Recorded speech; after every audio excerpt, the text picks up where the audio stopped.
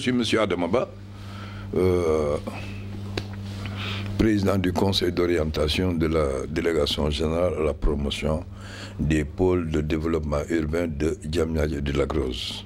Oui, vous aurez remarqué, avant de revenir à cette cérémonie, beaucoup de critiques qui ont été soutenues, entretenues par des esprits saugrenus, biscornus, critiquards et revanchards sur ce qu'il importe d'appeler les pôles urbains de Diamniadio et de Lac Rose.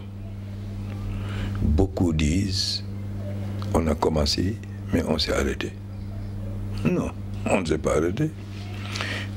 Vous avez vu des immeubles de développeurs, Jetran, Sénéguindia, Télium, Envol, etc. Mais lorsque l'assainissement ne suit pas, les gens ne sont pas encouragés à venir. Aujourd'hui, les immeubles sont opérationnels, les appartements sont prêts, les gens ont tout vendu. Mais personne ne peut déménager parce que les VRD n'avaient pas encore été assurés. Or, pour le président Macky Sall, ce qu'il importait à l'époque, c'était de créer les conditions qui pouvaient inciter et exciter les développeurs à venir ici. C'est ce qui fait qu'on a créé ce qu'on appelle le germe de ville. Dans ce germe de ville, des téméraires ont démarré. Mais est-ce que quelqu'un peut habiter quelque part où il n'y a pas de viabilisation? Il n'y a pas de route, il n'y a pas d'égout, il n'y a pas d'évacuation d'eau usée, il n'y a pas de fossé, etc., etc. Bon. Et pourtant, les uns et les autres ont participé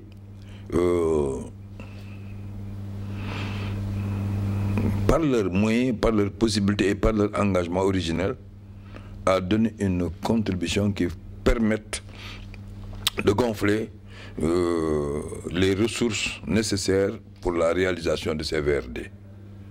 Maintenant, on ne peut pas imposer les gens à venir construire pendant qu'ils n'ont pas de route. On ne peut pas imposer les gens à venir habiter là où il n'y a pas d'eau, il n'y a pas d'électricité. Tout est opérationnel. Maintenant, on a procédé aujourd'hui au lancement des VRD. Et c'était le plus important. Vous êtes témoin de l'histoire. Lorsque le Premier ministre, à l'époque, Boun Abdallah Dionne, était venu pour la pose de la première pierre des usines, des magasins de Aprosi. Le discours par lequel il a conclu aujourd'hui, sans colorer son propos, était le même qu'il avait entretenu à l'époque en disant « Vous m'avez promis que dans 6 mois, ce serait prêt. » Et là, aujourd'hui, il a dit dans 18 mois. J'espère bien que dans 18 mois, tout sera opérationnel. Vous êtes, comme il l'a dit, à l'époque, c'était une zone, un encerclement forestier, où il y avait une faune et une flore. Aujourd'hui, c'est devenu un site viabilisé et opérationnel à l'intérieur duquel des civilités s'exposent, se développent, s'entretiennent. Je pense que vous avez vu l'axe 70 par lequel vous êtes passé. À terme, si vous voyez dans le site, c'est l'équivalent des Champs-Élysées. C'est dire, d'ici 5 ans, Diamniadio va être un réceptacle de tous ordres, une administration viable.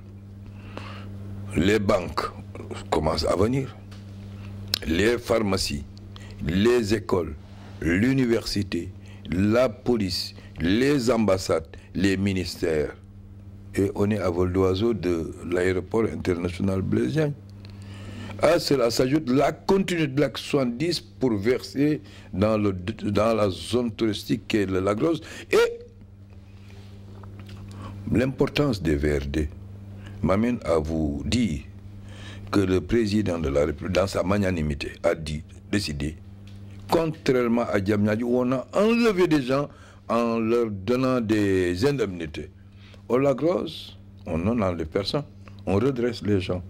Puisqu'il y a des occupations, je ne peux pas les appeler anarchiques, c'est des occupations originelles qui étaient là, mais dont les formes avaient été des trapèzes, des losanges, mais le président a dit de redresser. Donc on va redresser tout le monde. autour du lac. Et ensuite, on va faire une ouverture qui va sur la boucle qui continue la VDN jusqu'à l'Ampoule Sagata, direction Saint-Louis. Donc voilà, plus ou moins, de façon circonscrite, l'événement à ouverture d'esprit de ce à quoi on vient d'assister sous l'impulsion de monsieur le ministre d'État Boun Abdallah Dionne, représentant le chef de la, monsieur Macky Sall, en citant nommément les acteurs que sont Ecotra, la BOAD et les autres partenaires stratégiques, sous l'impulsion de l'intelligence de monsieur le délégué général Diène Farba Sarr. Voilà en filigrane ce que j'ai pu vous dire par rapport à l'événement de ce